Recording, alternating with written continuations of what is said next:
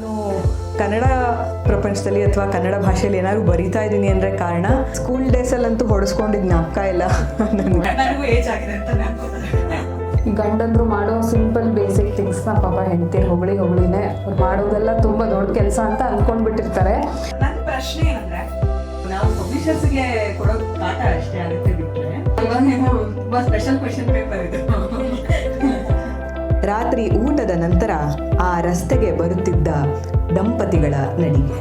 ನಿನ್ನ ಜೀವನ ಚರಿತ್ರೆಯನ್ನ ಅದನ್ನೇ ಒಂದು ಮಾದರಿಯಾಗಿ ಬರೆದ್ರೆ ಬೇರೆಯವ್ರಿಗೂ ಒಂದು ಸ್ಫೂರ್ತಿ ಆಗುತ್ತೆ ಅಂತ ನನ್ನ ಸಜೆಷನ್. ನನ್ನ 50ನೇ ಪುಸ್ತಕ ನನ್ನ ಜೀವನ ಚರಿತ್ರೆ.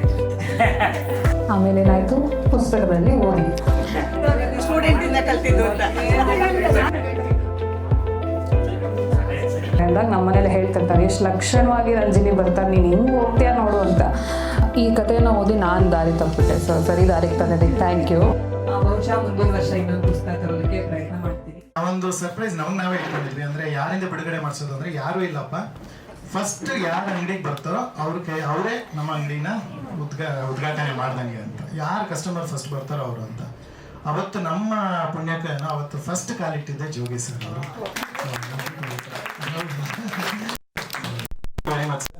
ನಮ್ಗೆ ಇವತ್ತು ಕೂಡ ನಮ್ಮ ಜೊತೆ ಇರೋದಕ್ಕೆ ಪುಸ್ತಕ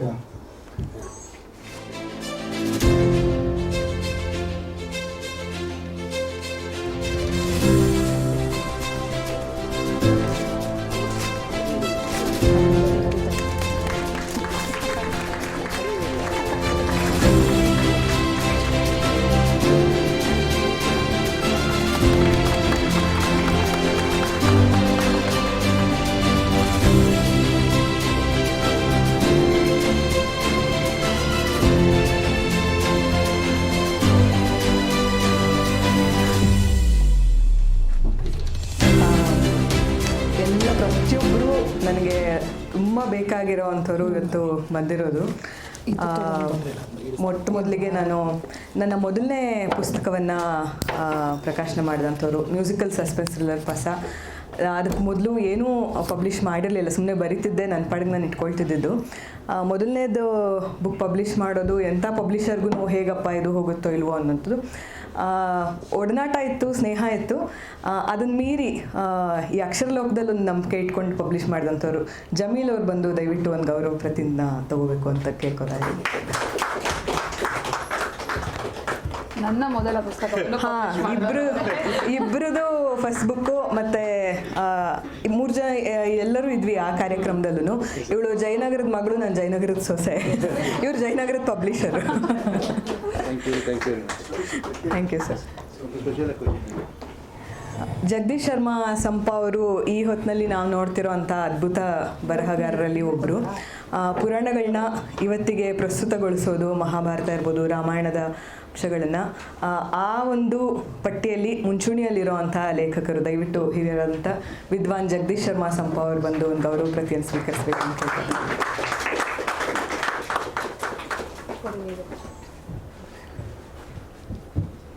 ಥ್ಯಾಂಕ್ ಯು ಸರ್. ನನ್ನ ಮಕ್ಕಳಿಗೆ ಹೆಸರಿಟ್ಟವರು ಜಗದೀಶ್ ಶರ್ಮಾ ಸಂಪ.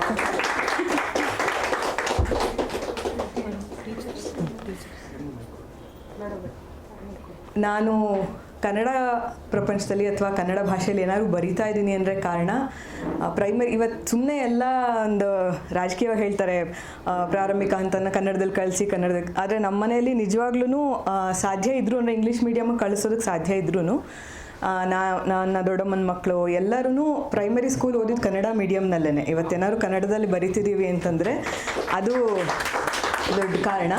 ಯಾವತ್ತೂ ಅದಾದಮೇಲೆ ಇಂಗ್ಲೀಷ್ನಲ್ಲಿ, ಇವಾಗ ನಂತರ ಹೈಸ್ಕೂಲ್ನಲ್ಲಿ ಇಂಗ್ಲೀಷ್ ತೊಗೊಂಡಾಗಲಿ ಅಥವಾ ಇಂಜಿನಿಯರಿಂಗ್ ಓದೋವಾಗಲಿ ಇವತ್ತು ಗ್ಲೋಬಲ್ ಇವೆಂಟ್ಸ್ನ ಇಂಗ್ಲೀಷ್ನಲ್ಲಿ ಹೋಸ್ಟ್ ಮಾಡ್ತಾ ಇದ್ದೀವಿ. ಯಾವತ್ತೂ ಅದು ತೊಡಕಂತ ಅನ್ನಿಸ್ಲಿಲ್ಲ ಕನ್ನಡ ಮೀಡಿಯಮ್ನಲ್ಲಿ ಓದಿದ್ದು. ಅಂದರೆ ಭಾಷೆ ಪ್ರಾರಂಭಿಕ ಹಂತದಲ್ಲಿ ನಾವು ಏನು ಕಲಿತೀವಿ ಅದು ನಮ್ಮನ್ನು ಇನ್ನೂ ಗಟ್ಟಿಗೊಳಿಸುತ್ತೆ ಅಂತ ಏನಾದ್ರು ಇದ್ದರೆ ಅದಕ್ಕೆ ಸಾಕ್ಷಿ ನಾನು ಅಂತ ತುಂಬ ಹೆಮ್ಮೆಯಿಂದ ಹೇಳ್ಕೊಳ್ತೀನಿ. ಆ ಕನ್ನಡ ಮೀಡಿಯಮ್ನಲ್ಲಿ ಓದಿದ್ದು. ನನ್ನ ಪ್ರೈಮರಿ ಸ್ಕೂಲ್ ಟೀಚರ್ಸ್ ಇವತ್ತು ಈ ಕಾರ್ಯಕ್ರಮಕ್ಕೆ ಬಂದಿದ್ದಾರೆ. ಕನ್ನಡ ಪಾಠ ಮಾಡಿದಂಥ ಗೀತಾ ಮಿಸ್ ಮತ್ತು ಶಂಕ್ರಮ್ಮ ಮಿಸ್ ಬಂದಿದ್ದಾರೆ. ದಯವಿಟ್ಟು ಇಬ್ಬರು ಬಂದು ಒಂದು ಗೌರವ ಪ್ರತಿಯನ್ನು ಸ್ವೀಕರಿಸಬೇಕು ಅಂತ ಕೇಳ್ಕೊಳ್ತೀನಿ. ಶಂಕ್ರಮ್ಮ ಮಿಸ್ ದಯವಿಟ್ಟು. ನೀವು ಕನ್ನಡ ಮೀಡಿಯಮ್? ಇಲ್ಲ, ಅದರ ಏನೂ ತೊಡಕಾಗೋದಿಲ್ಲ ಅಷ್ಟಂತೂ. ನಿಜ. ಅಂದರೆ ಆಮೇಲೆ ಸ್ವಲ್ಪ ಒಂದೆರಡು ವರ್ಷ ನಮ್ದಲ್ಲ ಅಂತ ಕಷ್ಟಪಡಬೇಕು. ಕನ್ನಡ ಮೀಡಿಯಂ ಬುಕ್ಸ್ನ ಇಟ್ಕೊಂಡು ಇಂಗ್ಲೀಷ್ ಮೀಡಿಯಮ್ಗೆ ಇದು ಪರ್ಯಾಯ ಪದಗಳನ್ನ ಬರ್ಕೊಂಡು ಕಲಿತಿದ್ದು ಕಷ್ಟ ಆಯ್ತು. ಮೇಡಮ್ ಬನ್ನಿ ಪ್ಲೀಸ್ ಫೋಟೋ. ಇವರು ಶಂಕರಮ್ಮ ಮಿಸ್. ವೇದ ಮತ್ತು ಪಾರಾಯಣಗಳಲ್ಲೆಲ್ಲ ತುಂಬ ದೊಡ್ಡ ಹೆಸರು ಮಾಡಿದ್ದಾರೆ. ಸಮಯ ಅವಕಾಶ ಇದ್ದಿದ್ರೆ ಏನಾದ್ರು ಒಂದು ಸ್ತುತಿನ ಒಂದು ಸೂಕ್ತವನ್ನು ಏನಾದ್ರು ಹೇಳಿಸ್ಬೋದಿತ್ತು. ಸಮಯದ ಇದು ಗೊತ್ತಿಲ್ಲ. ಎಷ್ಟೊತ್ತಾಗುತ್ತೆ? 2.5-3 ನಿಮಿಷ. ಹಾಂ, ಅವರು ಗೀತಾ ಮಿಸ್ ಕನ್ನಡ ಪಾಠ ಮಾಡಿದವರು. ಹಂಗೆ ಅದೇ ಹೇಳ್ತಿದ್ದೆ, ಸಂಧಿ ಸಮಾಸಗಳು ನಮಗೆ ಹೀಗಿದ್ರೆ ಈ ಸಂಧಿ ಹೀಗಿದ್ರೆ ಈಗಲೂ ಆರ್ಡರ್ ತತ್ಪುರುಷ ಕರ್ಮಧಾರಯ ದ್ವಿಗು ಅಂಶಿ ದ್ವಂದ್ವ ಬಹುವ್ರೀಹಿ ಕ್ರಿಯಾಗಮಕ ಮರೆಯಲ್ಲ ಅಂತಂದರೆ ಅವ್ರ ಪಾಠ ಇದು. ಯಾಕೆಂದ್ರೆ ನಾವು ಆಮೇಲೆ ಎಲ್ಲೂ ಇಂಗ್ಲೀಷ್ ಮೀಡಿಯಮ್ ಬಂದಮೇಲೆ ಬಳಸ್ಲಿಲ್ಲ. ಮತ್ತು ಅಕಾಡೆಮಿಕಲಿ ಕನ್ನಡ ಅಥವಾ ಲಿಟ್ರೇಚರ್ ಓದ್ದವರಲ್ಲ. ಇಂಜಿನಿಯರಿಂಗ್ ಬಂದಮೇಲೆ ಅದು ನಮ್ಮ ಹವ್ಯಾಸಕ್ಕಷ್ಟೇ ಸೀಮಿತವಾಗಿದ್ದು. ಆದರೂ ಜ್ಞಾಪಕ ಇದೆ ಅಂದರೆ ಅವ್ರು ಪಾಠ ಮಾಡಿದ ರೀತಿಯಿಂದ ಅನಿಸುತ್ತೆ. ನಾವು ಪಾಠ ಮಾಡೋದಕ್ಕಿಂತಲೂ ಅವ್ರು ಅದನ್ನು ಮುಂದುವರ್ಸ್ಕೊಂಡು ಹೋಗಿದ್ದಾಳಲ್ಲ, ಅದಕ್ಕೆ ನಾವು ಖುಷಿ ಪಡಬೇಕು.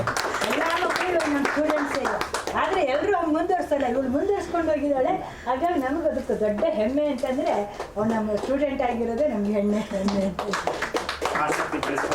ಅದೇ ಇದಾದ್ರೆ ಎಲ್ಲ ಮಕ್ಕಳು ಹಂಗೆ ಇದು ಮಾಡಲ್ಲ, ಬರಲ್ಲ. ಹೌದು, ಇವಳು ಅದನ್ನೆಲ್ಲ ಮುಂದುವರ್ಸ್ಕೊಂಡು ತುಂಬಾ ಗ್ರೇಟ್ ಅಲ್ಲಿ ದೊಡ್ಡ ನಮ್ಗಿಂತೂ ದೊಡ್ಡ ಸ್ಥಾನದಲ್ಲಿ